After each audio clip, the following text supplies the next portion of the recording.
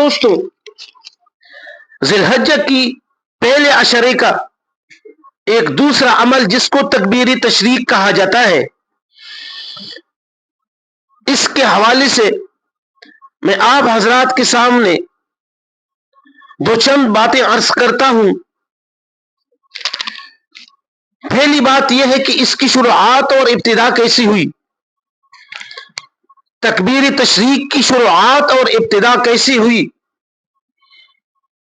میرے محترم دوستوں، اگر آپ غور کر لیں تو تکبیر تشریق کے اندر آپ کو 3 جملے ملیں گے۔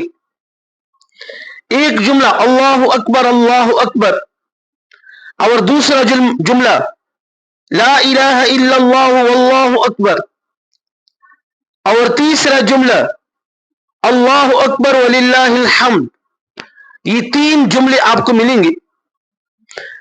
جب جناب سیدنا ابراہیم علیہ السلام نے اپنے لاڈلے بیٹے جناب سیدنا اسماعیل علیہ السلام کو اللہ رب العزت کے حکم کے مطابق ذبح کر رہے تھے، تو حضرت جبرائیل علیہ السلام جنت سے اس کا فدیہ بدل لے کے آ رہے تھے۔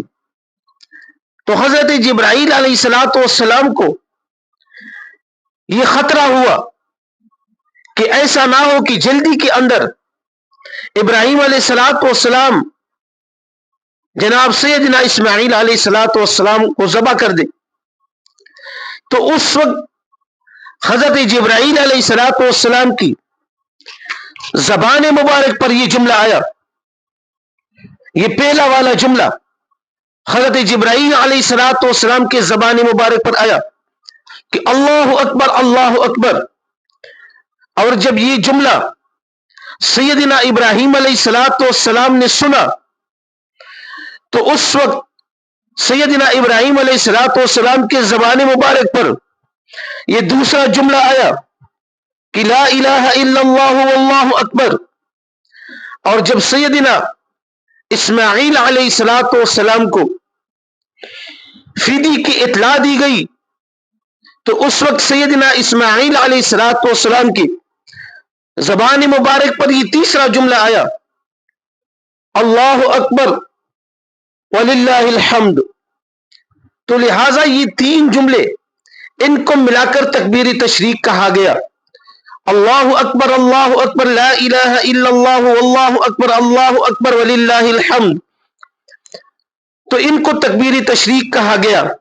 اور دوسری بات کہ اس تکبیر تشریق کا حکم کیا ہے، یہ کس کے اوپر فرض ہے، واجب ہے، کون اس کو پڑھے گا، اس کے متعلق صاحبین کا قول ہے، یعنی امام ابو یوسف رحمۃ اللہ علیہ اور امام محمد رحمۃ اللہ علیہ کا، ان حضرات کا قول ہے کہ جس شخص کے اوپر نماز فرض ہے، جس پر نماز فرض ہے اسی کے اوپر تکبیر تشریق واجب ہے۔ اب نماز عورت پر بھی فرض ہے اور نماز مرد پر بھی فرض ہے، تو تکبیر تشریق عورت پر بھی واجب ہے اور مرد پر بھی واجب ہے۔ فرق صرف اتنا ہے کہ مرد فرض نماز کے بعد 1 مرتبہ، اور ایک بات یاد رکھیے، تکبیر تشریق بلند آواز سے 1 مرتبہ ہی پڑھنا ہے، 1 مرتبہ سنت ہے، اسی پر اتفاق کیا جائے، 3-4 مرتبہ نہ پڑھی جائے، 1 پر اتفاق کیا جائے، 1 مرتبہ پڑھنا ہی سنت ہے۔ تو لہٰذا مرد حضرات فرض نماز کے بعد 1 مرتبہ تکبیر تشریق پڑھنا مردوں کے لیے واجب ہے، بلند آواز سے پڑھے۔ ہاں اس بات کا لحاظ رکھیں کہ اتنا نہ چیخے کہ مسجد کے آداب کا لحاظ نہ رکھا جا سکے۔ لہذا مردوں کو فرض نماز کے بعد 1 مرتبہ تکبیر تشریق پڑھنا واجب ہے، اور عورتوں کو فرض نماز کے بعد 1 مرتبہ تکبیر تشریق پڑھنا واجب ہے، مگر آہستہ آواز کے ساتھ۔ تو لہذا نماز مسافر پر بھی فرض ہے اور مقیم پر بھی فرض ہے۔ تو صاحبین کے اس قول کے مطابق تکبیر تشریق مسافر پر بھی واجب ہے اور مقیم پر بھی واجب ہے۔ اور نماز وہ شہر میں رہنے والے لوگوں کے اوپر بھی فرض ہے، دیہاتوں میں رہنے والے لوگوں کے اوپر بھی فرض ہے. تو صاحبین کے اس قول کے مطابق تکبیر تشریق شہر میں رہنے والے لوگوں کے اوپر بھی واجب ہے اور دیہاتوں میں رہنے والے لوگوں کے اوپر بھی واجب ہے. اور نماز وہ جماعت کے ساتھ پڑھنے والوں پر بھی فرض ہے، اور اگر کوئی بندہ جماعت سے رہ جائے، جماعت کے ساتھ نماز نہ پڑھے، تو اس پر بھی اکیلے نماز پڑھنے والی پر بھی نماز فرض ہے. تو صاحبین کے اس قول کے مطابق اگر نماز جماعت کے ساتھ پڑھی ہے تو اس پر بھی تکبیر تشریق واجب ہے، اور اگر جماعت کے ساتھ نماز نہیں پڑھی، اکیلے نماز پڑھی ہے، تو اس پر بھی تکبیر تشریق واجب ہے. اور یہ مفتابی قول ہے، اسی لیے تو فرمایا والفتوى على قولهما حتى يكبر المسافر واهل القرى ومن صلى وحده کہ تکبیر تشریق مسافر بھی پڑھے گا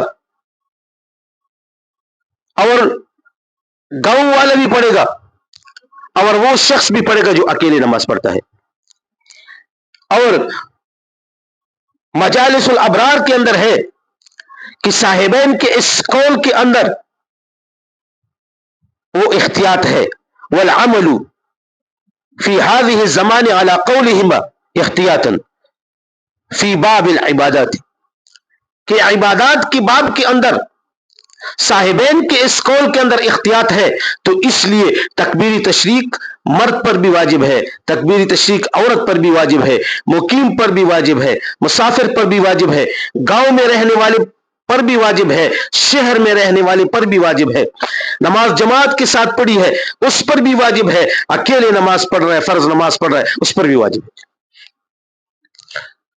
اور تیسری بات کہ اس تکبیر تشریق کا زمانہ کس وقت پڑھے، کن ایام کے اندر پڑھے. تو 9 ذی الحجہ کی فجر کی نماز کے بعد تکبیر تشریق کا آغاز ہوگا. 9 ذی الحجہ کی فجر کی نماز کے بعد تکبیر تشریق کا آغاز ہوگا، اس وہاں سے ابتدا ہوگی، پڑھی جائے گی، اور انتہا 13 ذی الحجہ کی عصر کی نماز کے بعد پڑھ کر اختتام ہوگا. یہ صاحبین کا قول ہے. اور صاحبین کے اس قول کے مطابق یہ تقریباً 23 نمازیں بن جاتی ہیں، چونکہ 9 ذی الحجہ، 10 ذی الحجہ، 11 ذی الحجہ، 12 ذی الحجہ، 13 ذی الحجہ، یہ 5 ایام بن گئے، 5 دن بن گئے. اور 5 دنوں کے اندر 5 دن اور رات میں 25 نمازیں فرض ہیں، چونکہ دن اور رات میں 5 نمازیں فرض ہیں، تو 5 5 25. تو 5 دن اور رات کے اندر 25 نمازیں فرض ہیں، لیکن 13 ذی الحجہ کی مغرب اور عشاء کی نمازیں نکل گئی. جب یہ 2 نمازیں 25 میں سے نکالو گے تو 23 رہ جائیں گی. تو لہذا صاحبین کے اس قول کے مطابق 23 نمازوں کے بعد